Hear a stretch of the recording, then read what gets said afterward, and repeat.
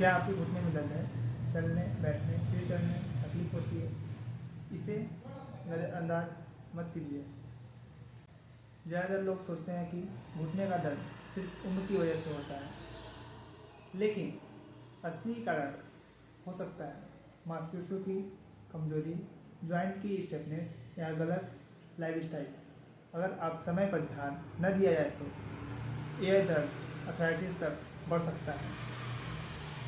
विश्वा health care physiotherapy advance chiropractic clinic में हम देते हैं pain relief therapy, strengthening exercise, dry needling, cupping therapy और एडवांस ट्रीटमेंट, जिसके बिना दवाई और बिना सर्जरी के घुटने का दर्द जड़ से ठीक हो जाता है। तो इंतज़ार मत कीजिए, आज ही आइए विश्वा हेल्थ केयर और घुटने को दीजिए नया जीवन।